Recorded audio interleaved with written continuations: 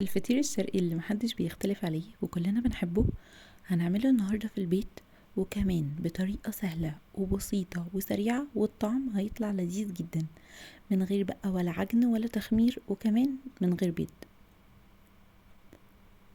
وهيطلع معاكي مورق وطعمه حلو ونفس طعم الفطير الشرقي بالظبط.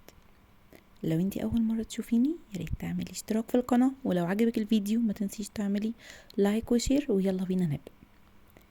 هنحتاج في الوصفة دي لفة من الجلاش، بغطيها كده بفوطة علشان ما تنشفش معايا لحد ما اشتغل فيها. وهنحتاج اي بواقي عندك موجودة في التلاجة. انا استخدمت زيتون وسوسيس وفلفل اخضر وطماطم وشوية من الجبنة الموتزاريلا، وكمان عملت الخليط ده كوباية من اللبن الدافي، عليها معلقة كبيرة من السمنة وملح وفلفل ومعلقة صغيرة من البيكنج باودر.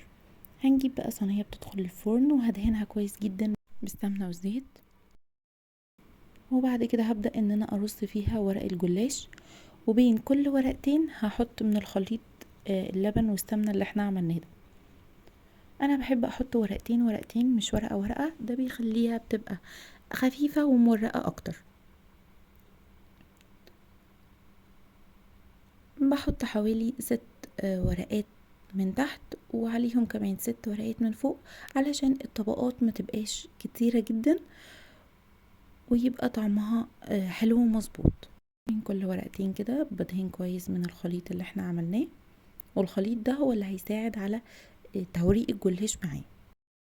تمام كده بقى خلصنا ال6 ورقات من تحت. هبدأ ان انا احط المكونات اللي عندي. حطي اي بواقي عندك في التلاجة، اي حاجة موجودة استخدميها. عندك بواقي فراخ استخدميها، لحمة استخدميها، عايزة تعملي ميكس جبن بس تمام براحتك خالص، خضروات بس، اي حاجة هتحطيها هيبقى طعمها حلو وجميل. حطيت بقى المكونات اللي عندي كلها وسبت شوية بس صغيرين جدا على جنب عشان هحطهم على الوش. كان عندي كمان شوية من الجبنة الموتزاريلا حطيتهم. بعد كده هقفل، احط بقى برضو ورقتين ورقتين وادهنهم. ما تنسيش تدهني بالميكس اللي احنا عملناه ده، هو ده اللي هيورق معانا الجلاش.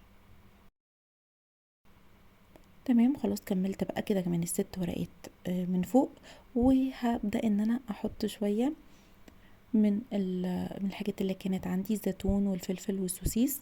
استخدمي زي ما قلتلك اي مكونات متاحة عندك. وكمان هحط رشة كده من الجبنة الموتزاريلا. هدخلها بقى في فرن سخن على درجة حرارة 180 لمدة ربع ساعة في الرف المتوسط، وبعد كده هشغل عليها الشواية 4 دقايق علشان الوش ياخد لون كده والجبنة تسيح ويبقى شكلها حلو. بيبقى شكلها جميل جدا. نطلعها بقى في طبق التقديم علشان اقطعها معاكم. بصوا شكلها بجد بيبقى حلو وريحتها بتبقى حلوة جدا، وحقيقي لو انتوا جربتوها مش هتبطلوا تعملوها، وعدكم ان انتوا هتبطلوا تشتروا الفطير الشرقي من بره. تغيير بقى كده شوية عن الفطار والعشاء. هنقطعها بقى مع بعض وشوفوا ازاي شكلها بتبقى مورقة من جوه وجميلة، وحقيقي انتوا مش هتفرقوها خالص عن الفطير الشرقي اللي انتوا بتشتروه جاهز من المحلات. طلع معاكم بقى حتة كده عشان تشوفوها من جوه. بصوا بصوا شكلها، بصوا من جوه، بصوا التوريقة بتاعت الورقة عاملة ازاي. اتمنى ان انتوا تجربوها وتعجبكم. ما تنسوش تعملوا لايك للفيديو، واستنوني ان شاء الله في الوصفة الجاية.